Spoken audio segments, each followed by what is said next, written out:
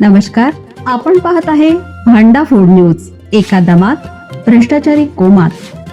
Social media, कर्जबाजारी, गुन्हेगारी, सट्टेबाजी, चोरी, मटका, जुगार, दारू, सावकारशाही, न्यायाच्या प्रतीक्षेत प्रशासन. भांडाफोड न्यूज. एका दमात भ्रष्टाचारी कोमात. इंस्टाग्रामवरील ओळख पडली महागात. सांगलीत 15 वर्षीय मुलीवर लॉजमध्ये अत्याचार.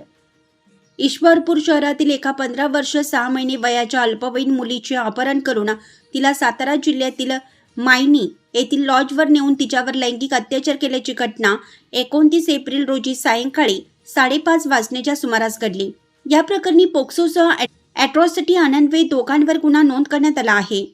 पोलिसांनी यातील एकास अटक केली असून अन्य एक अद्याप हाती लागलेला नाही. रवी लक्ष्मण दहस, वय वर्ष 19, मूळ राहणार चांदापूर, तालुका माळशिरस, व संतोष प्रकाश चोरमुख, राहणार मायनी, अशी संशयितांची नावे आहेत. पोलिसांनी दिलेल्या माहितीनुसार गेल्या काही महिन्यापासून पीडित मुलगी व संशयित यांच्यात इंस्टाग्रामवरून चॅटिंग सुरू होतं. त्यातूनच त्यांची ओळख वाढत गेली. 29 रोजी संशयितांनी तिचे अपहरण केले. संशयित संतोष याचे मायनीमध्ये हॉटेल व लॉज असून दहस हा या लॉजमध्ये व्यवस्थापक म्हणून काम पाहत होता. पीडित मुलीस लॉजवर नेऊन तिच्यावर दहस याने लैंगिक अत्याचार केला. दरम्यान सोरमुख याने या मुलीस धमकी दिली. ही मुलगी घरातून निघून गेल्यानंतर तिच्या आजीने ईश्वरपूर पोलीस ठाण्यात अपहरणाची फिर्याद दिली होती.